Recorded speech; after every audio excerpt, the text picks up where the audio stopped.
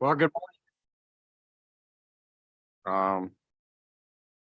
Like to say good morning to the MAG 911 Oversight team, and I'd like to call this meeting to order. For those around the table, please turn on your microphone when speaking. It's very helpful. For those participating via Zoom, please state your name when making a comment or asking a question.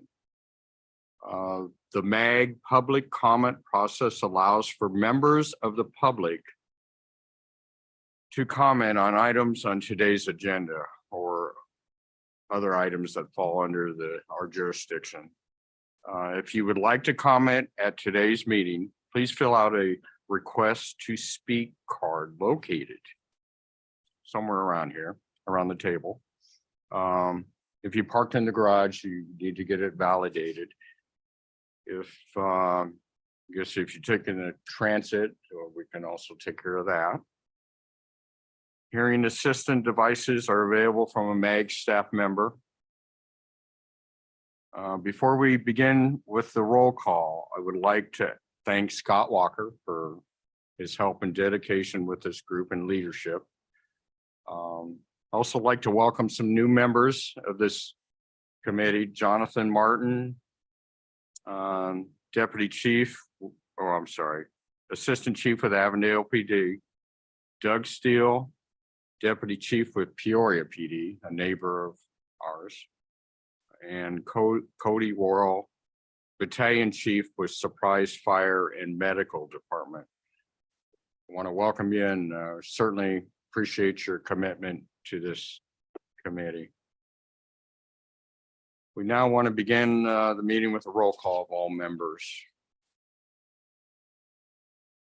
Liz. Thank you, Chair. Members of the 911 Oversight, when I call your name, please indicate if you're present for the record. And for those that, do they need to have their cameras on for this vote?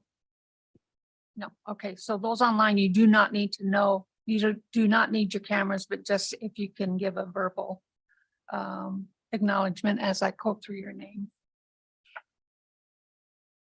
And first we have Jonathan Martin with Avondale PD. I'm present, thank you.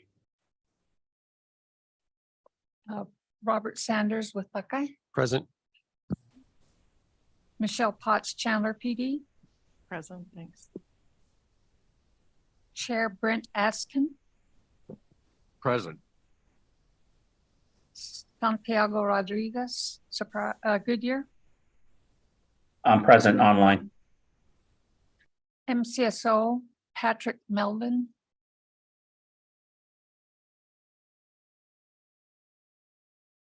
Mesa Fire Medical, Forrest Smith. Present, thank you. Peoria PD Douglas Still. Present. Phoenix Fire Scott Walker. Present online. Thank you. Phoenix PD Jesse Cooper.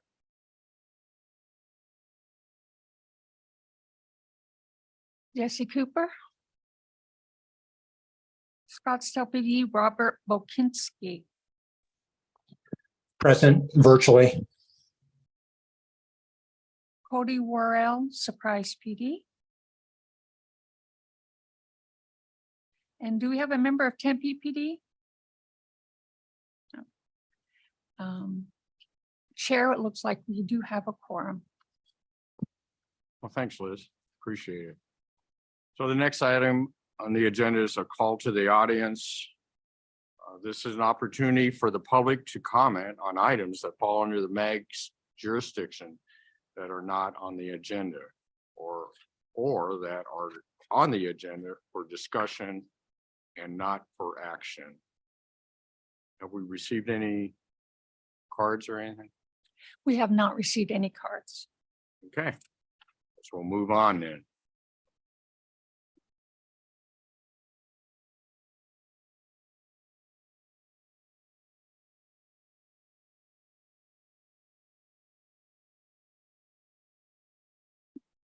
Yeah. Okay, good. Next item is approval of the March 1, 2023 MAG 911 Oversight team meeting minutes.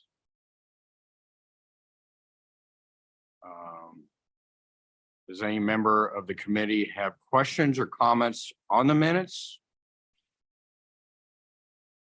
Oh boy.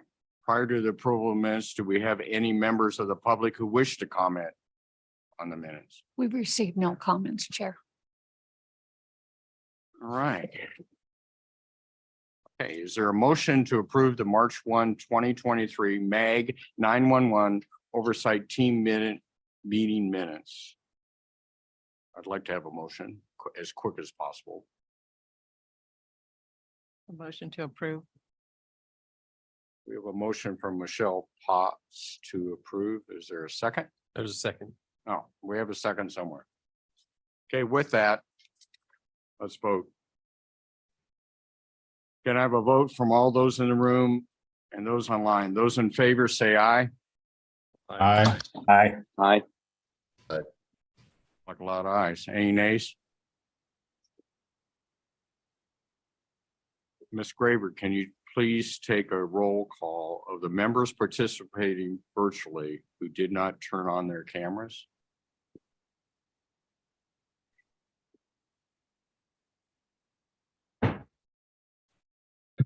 Go. Jonathan Martin, Turn it on. Sorry about that. I'm sorry, that was an I. Yes, and I. Okay. Santiago Rodriguez, Aye. thank you. Doug Still, Aye. Scott Walker, Scott Walker, aye. Jesse Cooper, Robert Volkinski. Wilkinski, aye. Thank you, thank you. Is there anyone that I haven't called that I've missed online? It appears that the minutes have passed. Okay, looks like the minutes are approved, so thank you for that.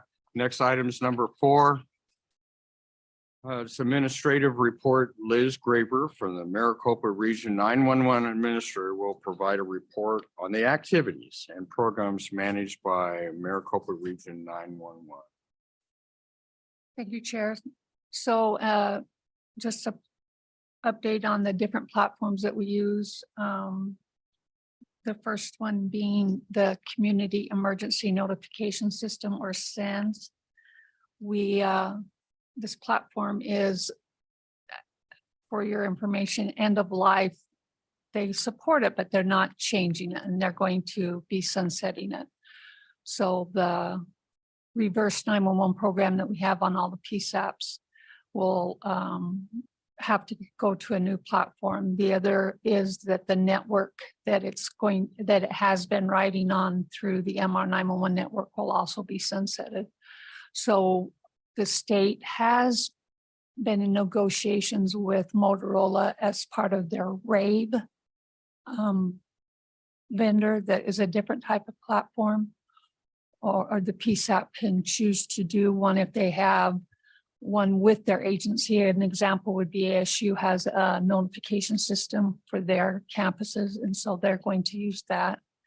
And so, or the agency can use, if you're a part of the Maricopa County Emergency Notification through the Emergency Management Office, you also have that ability. So we will have it available to the ones that are on a network until it gets sunsetted. But as PSAPs transition to a different platform, they will be off that the current platform, the one that's being sunsetted. And we still use it quite a bit. And this time last year, we were at 92 activations, and we are now at 100. So it is still well used. It's mostly it's mostly used by police. Occasionally a fire department will put out an alert, but it's mostly done for police. And we still are able to support it. So they did not end that, but that was the update on the community emergency notification system. The next I have is text to 911. Text to 911 continues to grow, even though we, as PSAPs move to a different platform and are no longer part of the Maricopa region, we don't track their texts because they're not in our system.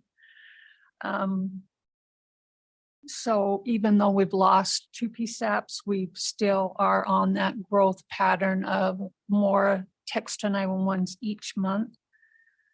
This time last year, we were at 7,047. And this year we're at 10,008. So you can see where that growth has occurred despite a loss of PSAPs. When we go to NG 911, whatever platform that is, the system will be integrated. The text to 911 will be integrated into the system, and the platform we use today, which is an over-the-top through Comtech actually, will be sunsetted. So it will be integrated into the system that they can receive it from there. And that's my information on our platforms. I'd be happy to answer any questions. Thank you, Brad. Does any member of the committee have any questions or comments? I did have a question. So on the sends, if we're looking at moving to rave, do we know if we're going to go to RFP on that, or is that the only solution that's out there? That hasn't been determined yet, whether we as a region go or as a PSAP individually. The reason we're a region now is because of the platform that we have, the networking system. So that changes the dynamics a bit. I know that Rave is what's replacing Vesta Alert, was which we have now. The only difference they have is how they do their pricing. Unfortunately, they do it by population base. So that has raised the cost exponentially. And so I'm not sure if the state will cover those costs or if they're going to look for the PSAPs, if they're wanting a notification system, if they'll need to pay those costs, it will be determined. But it hasn't been determined whether we're going to go to an RFP as a region. Okay, and you started going down the path that we're in budget season right now. So if that was going to come to us, I would, be something that we would want to put in if we're going to need to handle that internally. And then also, I know we've had conversations in our agency with that specific vendor, and the price point is very high. So I wasn't sure where that funding was going to come from and if we need to start planning for it. Yeah. Second question I had was, and I know we talked about, I believe in the last 911 oversight, is operationally, have we come up with a plan on how we're going to do this with adjacent agencies that are not on the same platform? For example, if I have an agency next door and I'm going to put out something on a, elderly person who's missing and dementia, it's not going to hit them. Do we have an interim plan on how to do anything like this where we're communicating with our neighbors? It has not been determined as well, Ms. Potts. Okay. Where would that fall to solve this problem? Because I think this is the crux of, basic operations. Is that something we can ask PSAP managers, or is that more of a program decisions have to be made first, or I think what would be the next step, I guess is my question. I think at least, and we'll get into this further on in the meeting, that a decision on the pathway of how 911 is going to go. And then at that point, I think between the PSAP committee and this committee, then it can be determined if it's going to be, if there's a regional plan procedure, or if it'll just go individual. Okay. Thank you. So I'd like to build upon what Michelle's talking about. So as we know, some agencies are locally are leaving MR 911.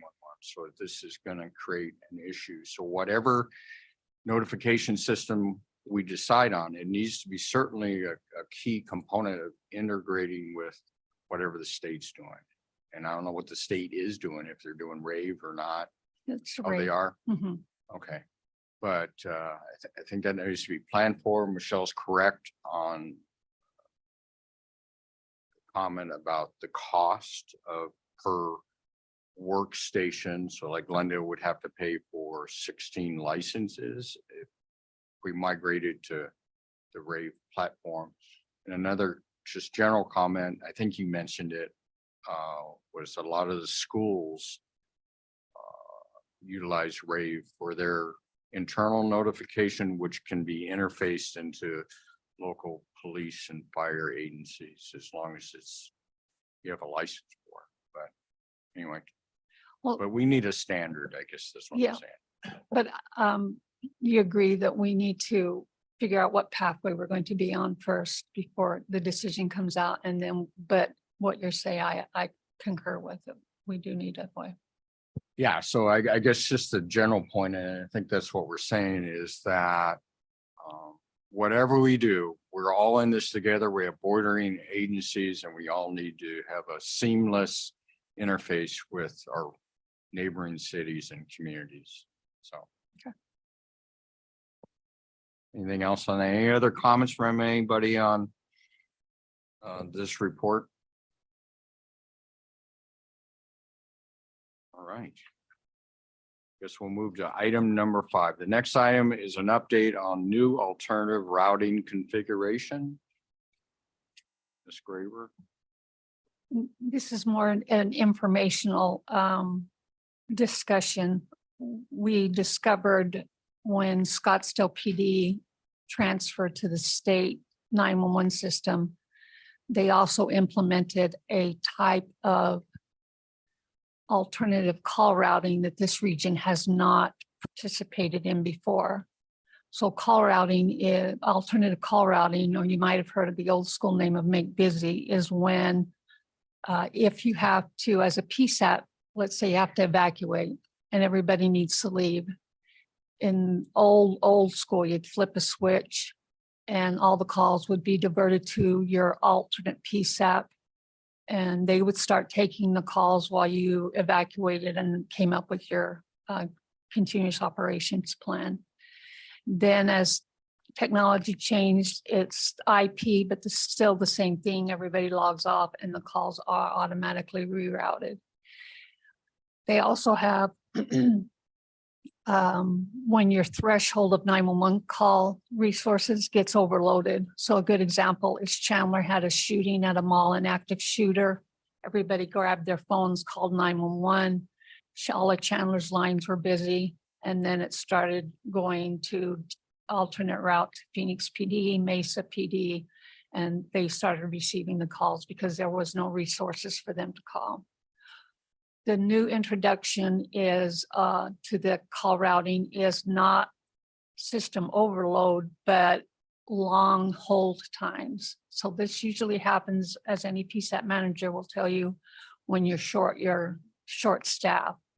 So when a call is held, and Michelle, do you remember, was it 26 seconds? I believe it's 24, yes. 24 seconds. So if a call holds, if it's answered by the system, whether it's ACD, it would be the recording saying you've reached Chandler PD. Or if you're a non-ACD site, it would be how many rings, but whatever it is, it's 24 seconds. And if it wasn't assigned to an operator at that point, then the call gets rerouted to your alternate. And what we had is how we found this is Chandler restart after Scottsdale had cut over to their new system. Chandler, every now and again, would get a call for Scottsdale. And so we were trying to investigate why these calls were misrouting to Chandler. And that's when we discovered that this plan was put in place. So one of the things that we've had is just a gentleman's agreement on call routing. There are no formal IGAs in place for alternate routing. But with this new component, this new complexity where agencies are now being asked to share the load when there is a insufficient staff to answer the calls in a timely manner. It begs the question, do we need to start contemplating an IGA between the PSAPs that would allow that? Because as you know, with any type, you're taking on that liability when you're taking calls from another agency on anything that could go wrong. So I wanted to bring it forth, and I talked to the PSAP managers about this, and I wanted to bring the 911 oversight team on it as well to talk about the possibility or contemplate the possibility of going into IGAs as with your agencies that you have selected to be your backup agencies. Does any member of the committee have any questions or comments? I think we got one.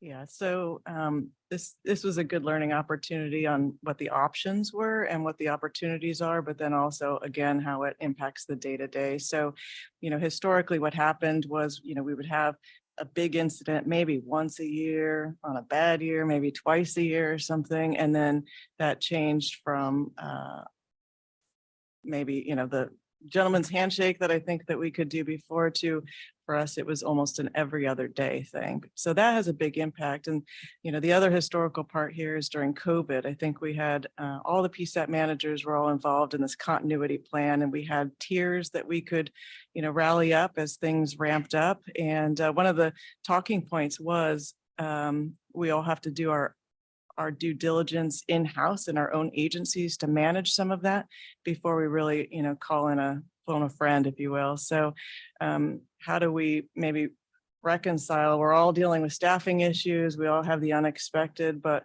it's great to back up a neighbor on a very bad day. But if we're in a staffing thing, we're all in the staffing thing, if you will. So how do we maybe tier that up? And I agree with an IGA. I think one of the things that I was talking with our staff, our command staff, was how do we maybe handle our own calls first and then do the backup and make sure that everybody's okay with that. So if we have 7 calls in the queue and then we have, another agency that's rolling over to us, and understanding that we're going to handle our own community first, and just maybe have everybody sign off on that, especially if it's going to happen more frequently than just, an active shooter type of incident. So my recommendation is an IGA, and that we all maybe hopefully agree that we have a responsibility to our own agencies first.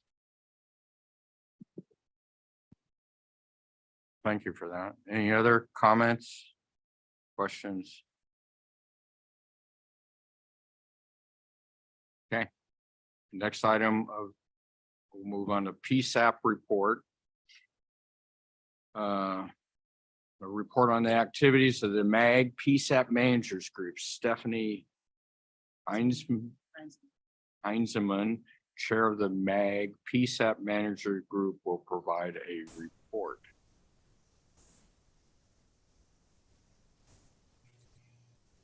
Good morning. I don't really have a lot to report other than the next PSAP managers meeting is on Monday, October 23rd. So that is all I have. Thank you. That was a great report. The last meeting did not really have a lot to report on. So we'll see if this next meeting is any different. Okay. Does any member of the committee or have any questions or comments that Stephanie can answer? Okay. Let's move on to item 7. Our next item is an update on the activities of the MAG 911, oh boy, Study Committee. Nathan Pryor, MAG Policy and Government Relations Director, and Audrey Skidmore, MAG's Information Technology Director, will provide a dynamic update. Thank you, Chair, members of the committee. The study committee had narrowed the options down further. So they are now currently focused on option 7, which is the transition to the state system, and what they're calling a modified option 4, which is looking at having a separate contract or contracting vehicle, which would allow them to have different service level agreements for the metro area. There are a number of ways to accomplish that, so I don't want to narrow that too much, but having the kind of response time that they feel would be better for a major metro area as opposed to a rural area. And so there's continuing discussions with ADOA about how that might look and how that might be possible, as well as what it would take to do option 7. And so those discussions are ongoing. The Maricopa Region 911 and ADOA are also working to bring the project that was frozen back online and allow that some of those next gen features to become available in the interim as we move forward, regardless of which direction we go. And I'd be happy to answer any questions. Nathan, did I forget anything? Thank you, Audrey. Mr. Chairman, members of the committee, I think Audrey captured it well. We do anticipate the study committee will meet again in early October. I think probably further refining and clarifying potential direction that the region will go in.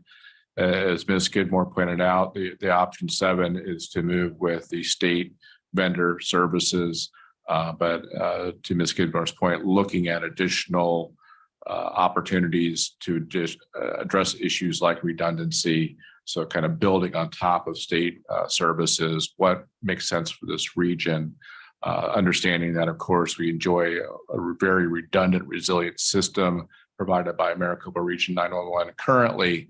So ensuring some of that we're getting that redundancy, resiliency into whatever is next with a potential state contract. So conversations are ongoing with the co-chairs of the study committee, Chris Brady, city manager of Mesa, and Kevin Phelps, city manager of Glendale. Conversations with ADOA and trying to further understand what state services mean. To Ms. Skidmore's point as well, where are the opportunities to move forward here in the near term with next generation features and services? So looking at that as well. So looking to give this committee as well as the PSAT managers at their October 23rd meeting a further update on the study committee's conversations. Again, getting better certainty as to the path forward that we will be pursuing. Understanding that, of course, if we go down this path with some variation level of state services contract, that also need to get a handle on transition. What does that mean?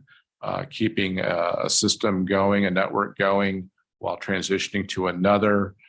That's going to take some time, obviously. So also a study committee getting a handle on those details as well.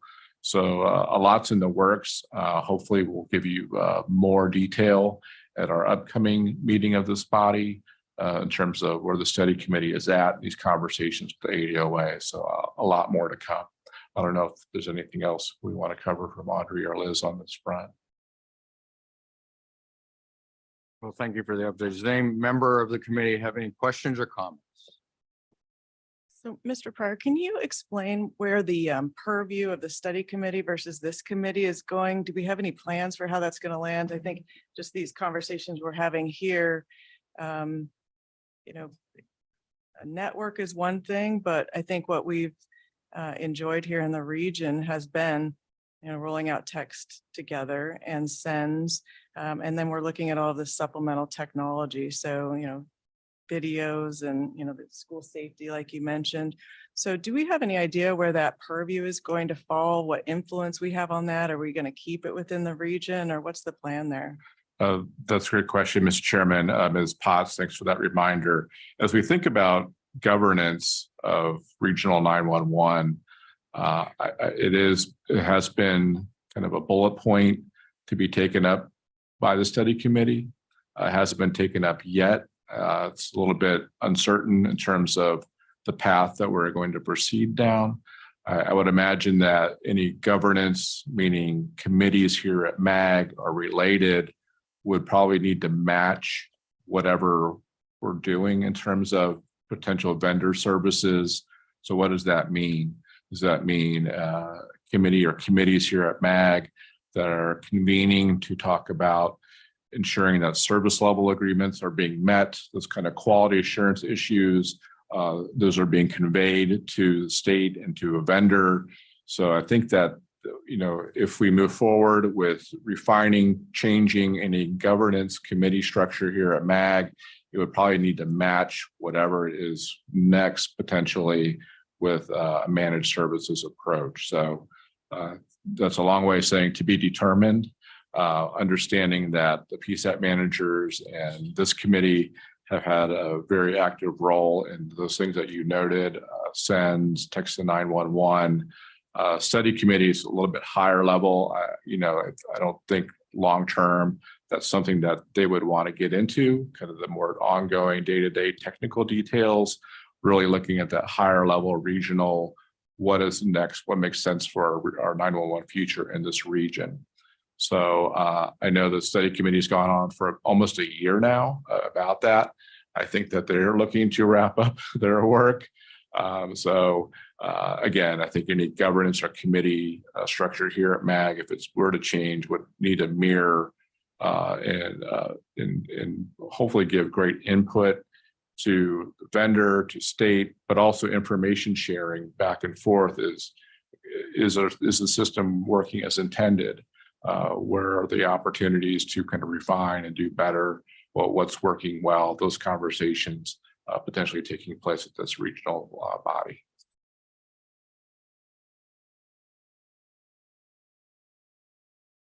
Any other questions or comments? Number one, I'd like to thank everybody's commitment and work on reviewing what we have and where we need to migrate to. I think it's important with technology today. It's ever changing and it's very difficult. We have to keep up with. And this is, in my opinion, just the beginning as technology grows and changes and impacts these 911 systems or all these systems that we deal with. So it's important that we provide input and insight. Thank you for that. Thank you for the report. Yeah, and Mr. Chairman, if I could, that's a great reminder too as well. We want to thank your participation, as PSAT managers as well.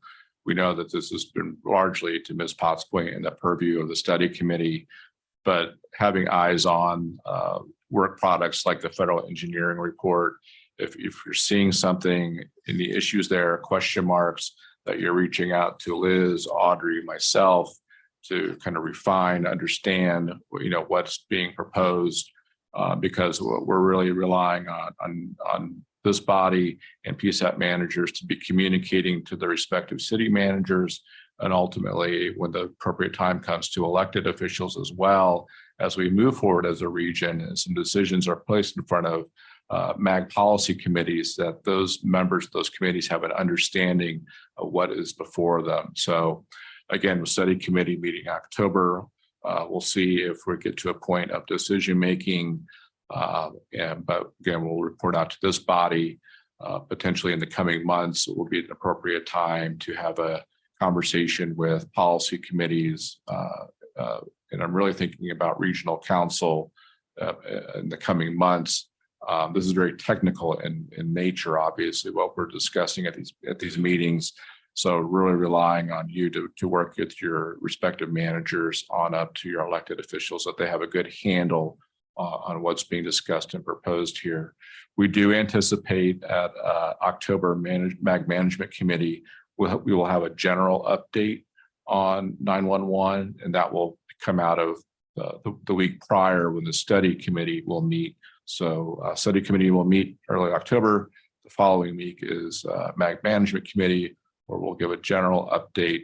So that's good. That's a good kind of reality check, if you will, among the region and among the city managers as to where we're at, and getting feedback at that point too. So those are all good reminders. So thank you, Mr. Chairman.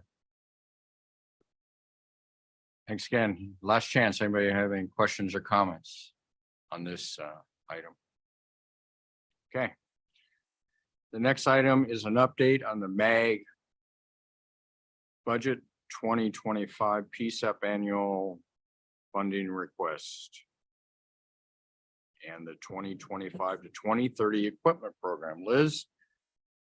Thank you. So let's start with fiscal year 2024. We know that the state required us to do 2 6-month grant instead of a 12-month. So we're coming to the end of our first grant. One of the requests they made is that no equipment be included in the first month's grant. And so we had plans to put it in the second grant application. But because of our transition and where we are looking that future look, no equipment will be put in for the next 6 months. That doesn't mean that with the new plan couldn't have equipment put in the next 6 months. It just means that we're not going to put it in the MR 911 budget. So the MR 911 team is being sunsetted. So this will allow us to develop on which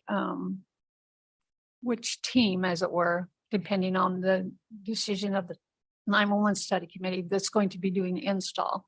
Because if our team puts something in, Scottsdale is a good example, that has to be taken out when the new vendor takes its place. And so we don't want to put equipment in, it's going to be immediately taken out. That will cost the state even more money.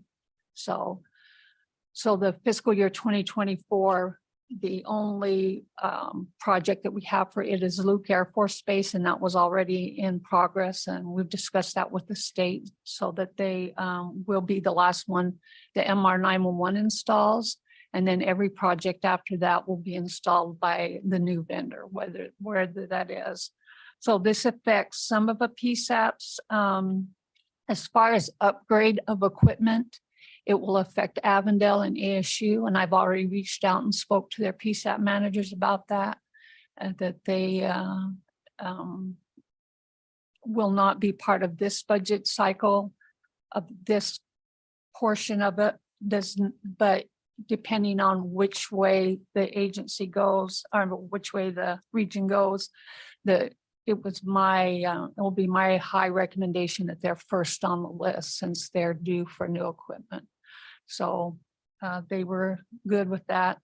This also affects agencies that put in for this year for additional positions. As a reminder, Chandler PD asked for 1, Tolleson PD asked for 2, Mesa Fire asked for additional 3, Glendale asked for additional 4, Goodyear asked for an additional 5, Phoenix PD asked for an additional 10, and Apache Junction has also asked for a logging recorder reimbursement. So those will be put on ice as well until they can determine who will be doing the installs of your new equipment.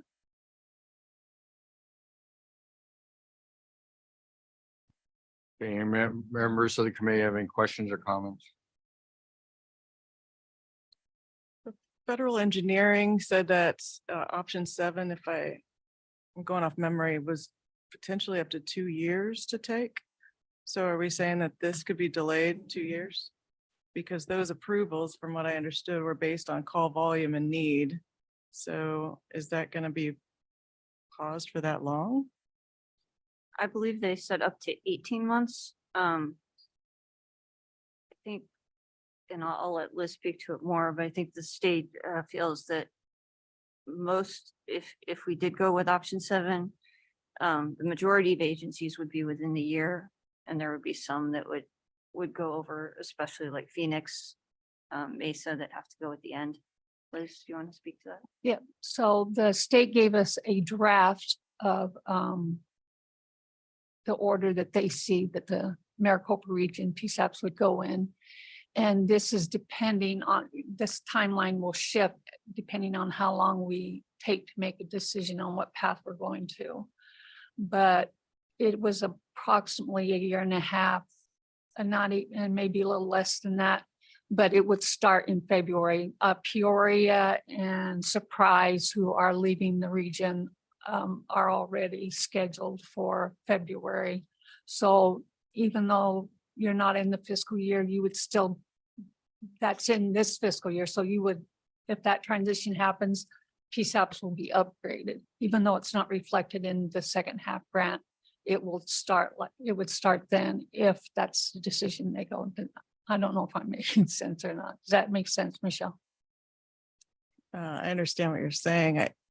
Putting something on hold for 2 years that we've identified within the region and at the state level as a need based on, the formula they provided. I think, we have migrated entire PSAPs in less time when we had one agency that had all new equipment, and then a year later, they were all replaced. So I'm not saying perpetuate bad fiscal responsibility, but how many agencies were expecting additional positions based on that formula? 6.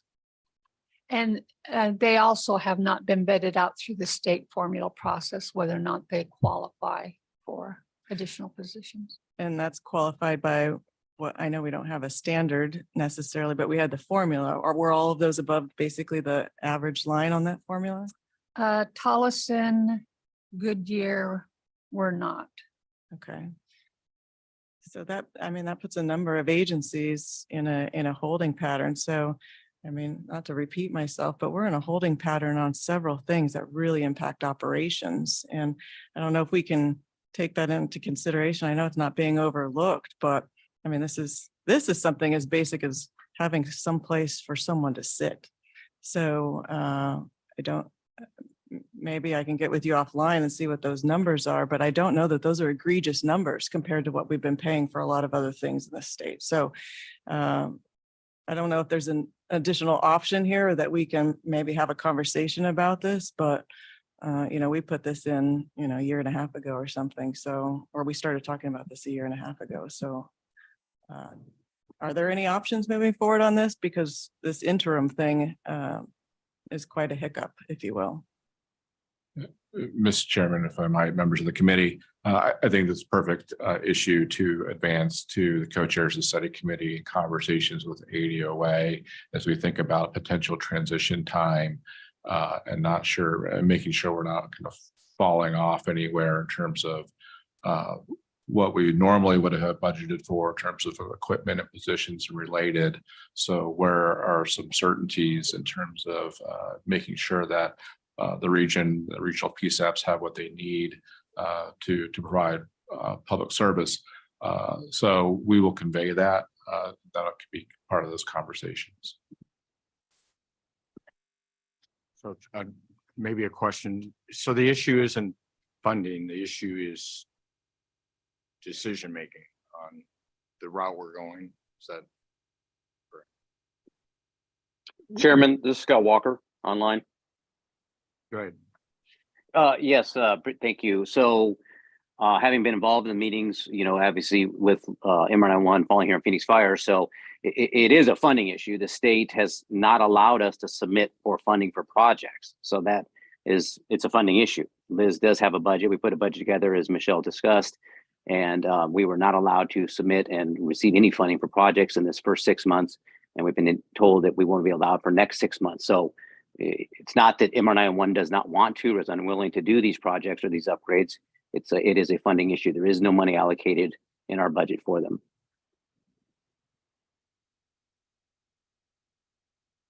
And Ms. Potts, if I can clarify, the additional positions that the PSAPs would add would also fall under the problem of they would have to be taken out and repurchased, and that's cost prohibitive. Whether or not the PSAPs purchase on their own additional positions, which they have done in the past, that is something that also I think we can discuss. But we'd have to ask the state to be able to purchase them twice within a 18-month period. And I don't know if that's something they would be willing to do.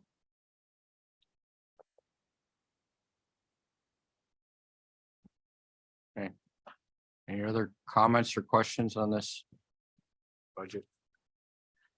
So that moves us on to fiscal year 2025. And 2025, let me finish. I forgot. I got a couple of more things on fiscal year 2024. So the state put out an email to all the PSAPs in the Maricopa region about the second grant for fiscal year 2024. In case any PSAP wants to go directly to the state, they have the opportunity, and they would need to apply directly with all the rules following the grant to them. And so trying to get our grant, we'll have to wait until we can see if any PSAPs are leaving. We know that right now Paradise Valley, Scottsdale, Wickenburg, and Gilbert will be applying for their own, and then Surprise and Peoria as well. So if there are more PSAPs that decide they don't want to have their regional application, but they want to do it individually, that could affect our grant amount as well. So hopefully the state did encourage everyone to communicate with us so that we will be able to formulate it accordingly. Just for clarification, so are those 6 agencies I think you mentioned, they're applying directly to the state for funding and That not is through correct. this process? Yeah, yeah.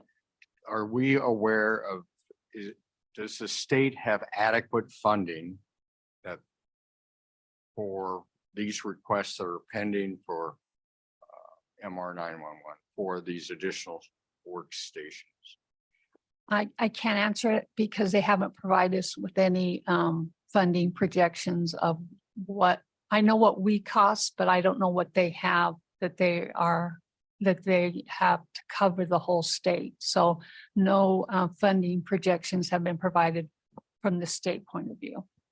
Historically, when PSAPs in the Maricopa region ask for additional positions, have they been granted via MR 911 from the state? So anything that we have put in, the state has denied. And a good example would be Gilbert PD had asked for 5 positions, and they were not.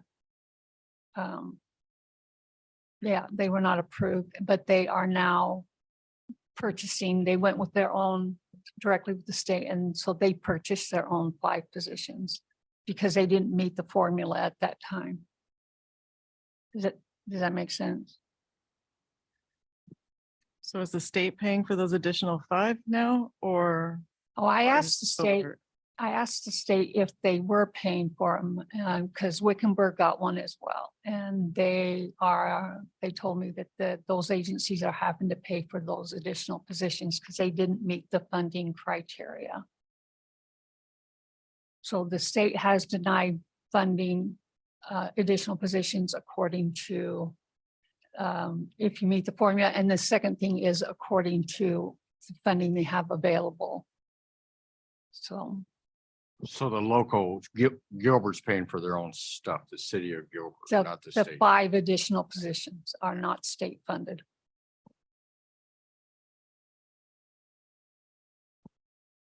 Anything else? So fiscal year 25 is not much to say. I have everything planned as far as maintenance, meaning the monthly costs, support of the equipment, personnel. And so once we make that decision on the path we're going, then we'll reformulate and get a good budget that will go through the MAC process for approval. And then we'll go into that grant process at the beginning of next year.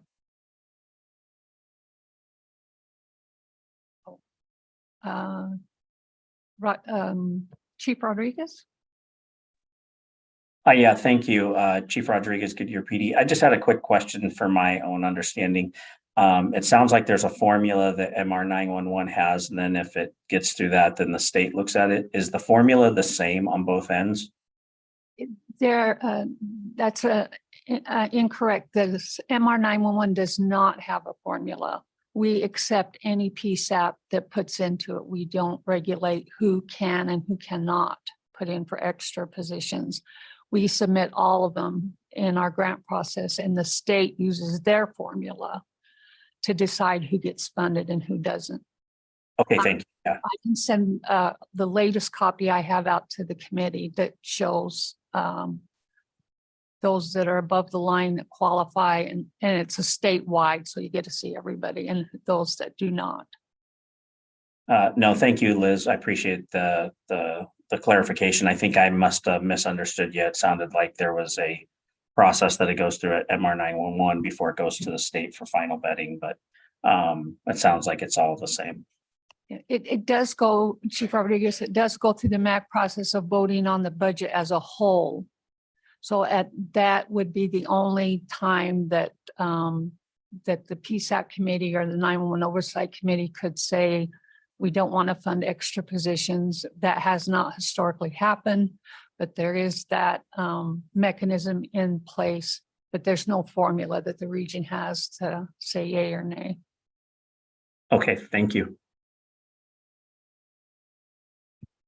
I probably convoluted that a little bit when we were talking about those extra positions, because we did have conversations in the PSAP managers meeting, just doing, going over the justifications, and the PSAP managers would weigh in on kind of the priorities and what we thought based on, 911 call volume and things like that. So we did weigh in and give our opinions on that as part of that MAG process, but I probably convoluted that a little bit. Sorry.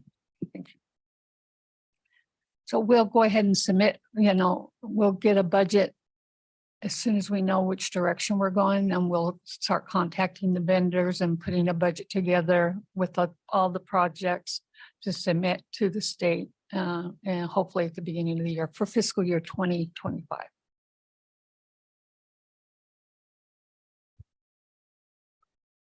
Okay, anything else, Liz? I'd be happy to answer any questions. Yeah. Any questions for the committee?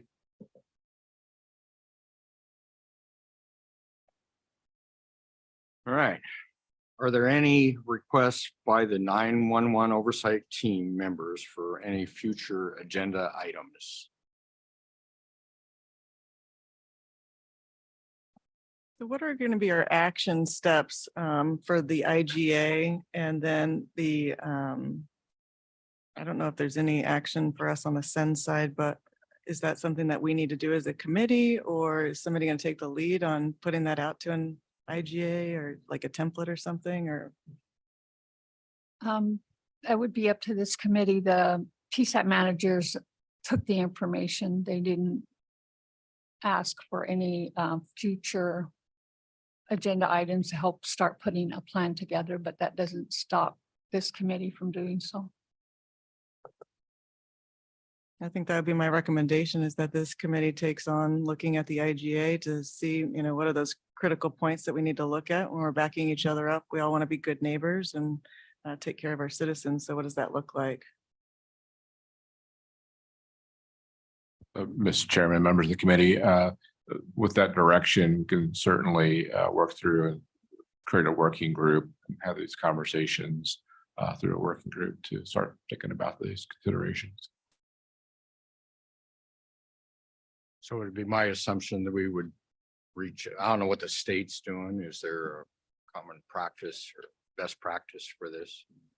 We reached out to our neighbors down in Pima County, and they do not have an IGA. So we will be in starting that process. Okay, thank you. Any other agenda items? I would have one. I would continue to have the update on the budget, where we're at with that, and I'm sure you will. So I think it's important to have a roadmap to where we're going, or it's a big deal. It's very convoluted and confusing now with people not in MR 911 and just going directly to the state, and it needs to be coordinated. We're all neighbors and we all work together.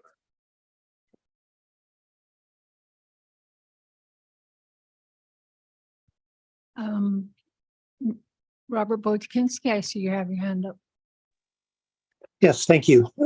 I just wanted to build upon what Michelle said. I think it's a very good idea to have a coordinated plan.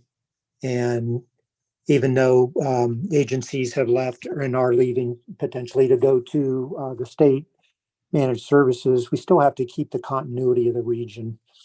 And I think this IGA is one way to do it. But also, as other agencies, I think Liz, you might have mentioned a few are peeling away, so to speak. There ought to be a plan, some type of transition plan, so we do still, as a region, move as one, and we don't lose that continuity of, efficiency and performance.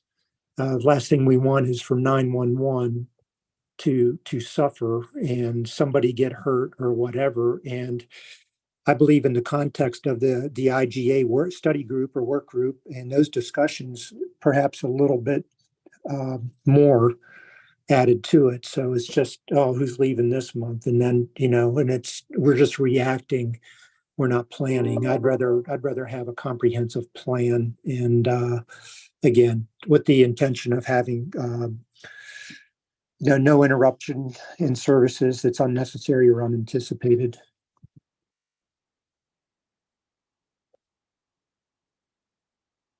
Yes, thank you for that. And I believe it's happening informally between the agencies now, but I think it is also wise to have a structured plan.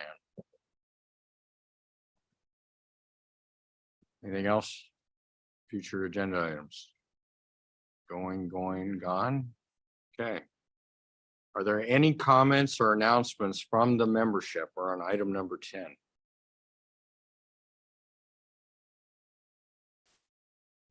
Mr. Chairman, for Smith Mesa Fire, I do have a comment.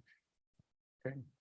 Thank you. I just wanted to, and I hope this is the format for this, but I did wanted to thank the group and staff at MR 911 as well as the Phoenix Fire Regional Dispatch Center. Back on September 7th, the Mesa Regional Dispatch Center did have a power outage, and the response that we got from our partners was absolutely amazing. We obviously, you don't prepare for those things, but you do like to think that you have some contingency plans in place. And some of those things we found, it actually did a bit of a stress test on our system, and we found that we succeeded. And the systems we had in place did work. People came together. The response that we got from the staff for MR 911 was really quick. Phoenix Fire Dispatch, the way they backed us up, proved to be something that, when we talk about being good partners, that proved itself to work effectively. So we appreciate that. And I think when we look forward, just no matter what system we fall in, it would be just comforting to know, I think we would all agree, that we would have a pretty rapid response to be able to fix the systems that we have in place and know that we have local entities that are available to support our needs, no matter what that looks like. And so I just wanted to express our appreciation on behalf of the city as well as the fire department. So thank you. Thank you, Mr. Chairman. We had a similar one with the power outage at our building as well. And I know I had called you and your team about, we wanted to look at 2 different options because our backup was on a different call handling equipment. So we were looking at different options, and you guys worked with us on that and had a tech on scene in 30 minutes. And so I appreciate that. Even this weekend on a Saturday, we were overrun on our call load, and your team reached out to me and said, hey, I don't know what's going on, but so I appreciate that proactive stance that you guys have always taken. And, I can't imagine service level agreements that are going to be able to match that at this point. So thank you to you and your team. Thank you, Michelle and Forrest. Wow, thank you for those comments. Again, we're here to serve our communities, and that's what we're trying to do. So thank you for that. Mr. Chairman, Yeah. Chairman, this is Scott Walker. One more comment, if you don't mind.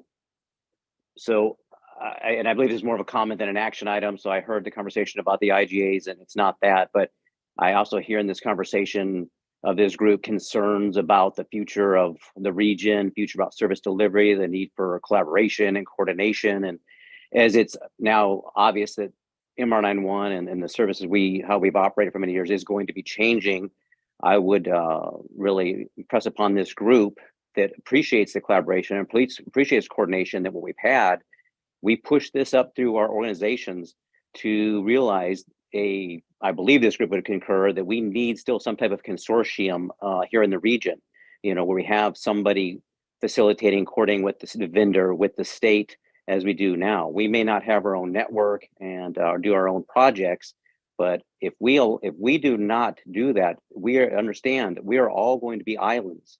We will individually be going to the state for our own grants and our own contracts for our own service model, the managed services model. I don't believe that's a good option, but others may. But if you disagree, or if you agree that we should be more of a consortium, I would impress upon you to push up through your leadership team to MAG, we need to keep this system in place of a consortium, what we're seeing here today in this meeting. Because if not, the alternative, if we don't do that, the alternative is we're all on an island. And we need to make our voices clear if that's what we don't want to happen, that we need to maintain this consortium model where we have somebody, and if it's not Phoenix Fire managing MR91 or that entity, whatever that entity looks like in the future, that's fine. But we need to have some entity that connects this region, whatever the regional aspect will be. As some have left, some have left the group. But as whatever that's going to be, I believe a consortium approach is going to serve this region much better than a bunch of siloed individual organizations trying to serve this region. So I would impress upon you to have those conversations with your leadership team. Thank you for that. Any other comments, sir? Okay.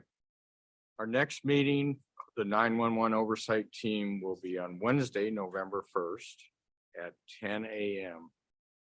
With no further business, that's your last chance. Anybody? Today's meeting is adjourned.